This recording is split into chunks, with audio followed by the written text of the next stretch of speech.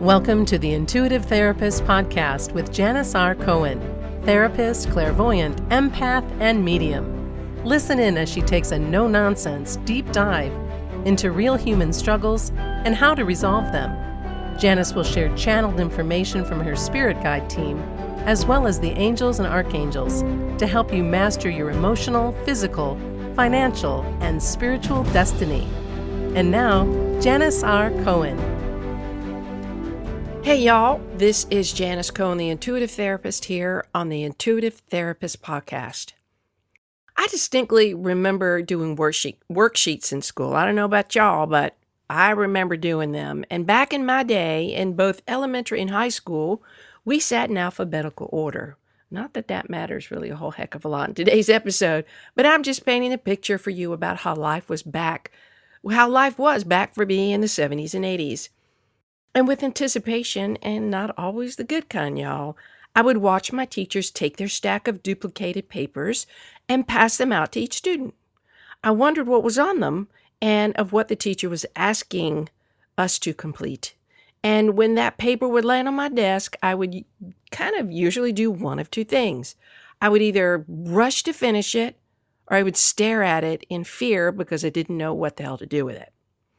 And because I struggled with keeping my attention and my brain was always sifting through hundreds and hundreds of thoughts from moment to moment, I found it hard back then not to pay more attention to what was going on, but rather I'm looking at what all the other kids are doing around me, and like just my head is like squirrel. I'm just the squirrel, right?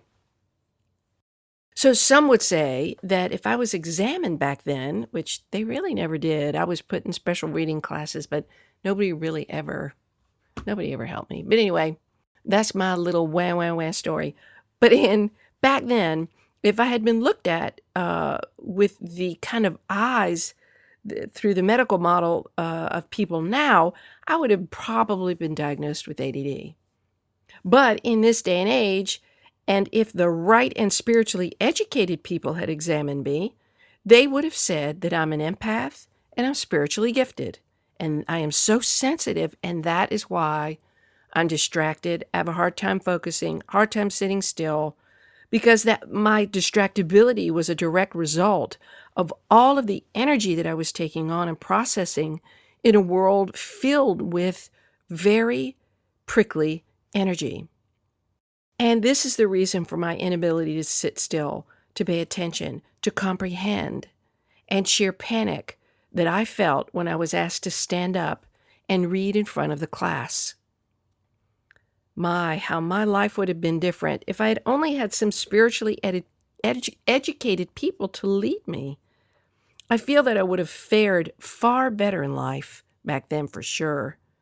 But can't go back in time, can't change life. The bottom line is that I happen to be more educated.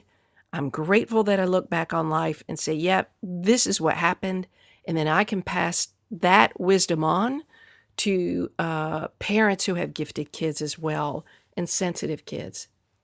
So I don't know about you, but can any of you relate to what I just talked about? Being a sensitive kid and the energy was too much, and nobody knew that back then. Nobody knew how to help us sensitives. Okay, so anyway, let's go back to the sheets here. These fill-in-the-blank sheets, these sheets were designed for two reasons, right? If y'all remember, to practice our new learned skill from the lesson that the teacher just taught, and then to evaluate our understanding of what the teacher just taught. The comprehension piece.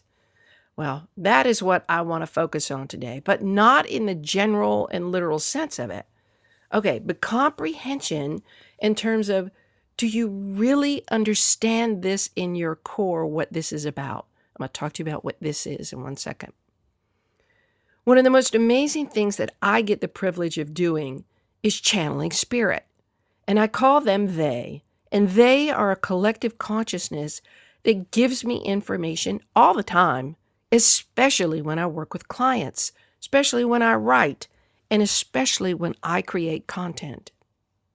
And I feel so lucky to have this powerful team in my life. They guide me, they show me, they teach me, and they help me. And as a clairvoyant, They show me things, like I literally see things. In other words, you've heard of the third eye. Well, I literally see flashes of information. I see images, words, people, places. I see people's energies. I see people's emotions. I see their patterns, their challenges, their relationships. I see a person's path and purpose. I see the person's truth. And I see all of it. And as I move my personal energy out of the way, I receive all of this divine and sacred information. And for some really amazing reason, when I'm in this high vibration of channeling, when I've moved out of the way, and when spirit is moving through me, I deliver information in the exact way that a person needs to hear it in order to receive it. There's a particular energy also in the words that I speak that allow this ease of transformation, of translation to happen, is really the coolest and most amazing experience. I can't use human words to explain the bliss, the blissful vibration that I end up in when I channel. And because I, as Janis, and I'm not attached to the messages or wordings of things when I channel them, the words just drop themselves off to the client and settle easily down into their soul, the place that recognizes truth, their truth. I rarely, if at all, ever get pushback when I share what I channel. In essence, I fill in the blanks for my clients in those worksheets, quote unquote. Let's call them human development worksheets. How about that? And it's not like I'm doing the work for them. I'm really not. I'm giving them tools. I'm assisting them in their own work of filling in the rest of the blanks after our time together, when things sink in, and then they kind of coagulate all the information and put it together. And it's a beautiful conjunction of experiences. And if you were to identify who you are and what you do because of who you are, how would you fill in the blanks? What would you say? Okay, so here's what I want you to do. I want you to write this sentence down. Okay? I am blank. And as a blank, I blank. Okay? You could write that down. You could write I am blank and blankers blank. Okay? So here we go. I'm going to share what this is. You could fill this out in droves, like in multiple times around multiple things, or you can simply use it once. And it doesn't mean that you aren't multifaceted. You are. We all are.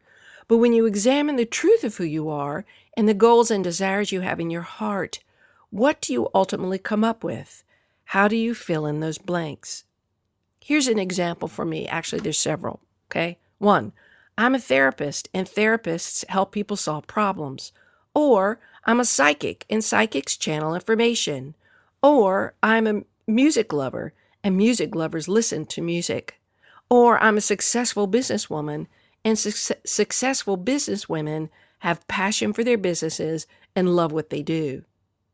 Now, if I were to identify a goal of mine, here's an example of that. I'm an author, and as an author, I write best-selling books. Yes, this is a goal of mine. Okay? So now I want you to identify the goals and desires that you have in your heart and fill in the blanks. In essence, you are ultimately creating statements of certainty that you're offering to the universe and, of course, reinforcing within yourself. You know your description is relative and consistent with your true desires because of the way the statement lands, because of how it feels to you. If you can't say the statement with conviction, then it isn't the true and best statement. So take your time and revise it to fit what is true for you. You see, if we can't come up with clear goals and our clear desires, then all we're doing is saying some shit we really don't mean or believe in. And if there is the intention to accomplish a goal and achieve desires, then what we say about them must resonate at a soul level, at the level of truth. And if you're an aspiring anything, then you must determine the truth of that aspiration. You must get to the heart of the desire, to the point that you believe what you say about yourself is the truth. A friend of mine wrote this simple phrase, "I'm a runner and runners run." It was a statement of who she is and of what she does to confirm who she is. It is a natural reinforcement of her goal to not only become a runner, but to stay a runner. I am a blank and blankers blank. Now it's your time to fill in the blanks. Go see what you come up with and what your desires are, and then repeat the statement over and over and over again so that you begin to align with the vibration of that thought. I urge you to impose only positive words in this exercise because we're focusing on growth and expansion and connecting with our true desires. And just a reminder, folks, here's a statement for you to remember. You are a perfect soul, and as a perfect soul, the desires that you have in your heart are already yours. I wish you a blessed day, a wonderful week, and as always, live intuitively. Thanks for listening to The Intuitive Therapist. If you like what you heard, the best compliment you can give us is to share this podcast with a friend, and be sure to give us some stars and a favorable review at Apple Podcasts or wherever you listen in.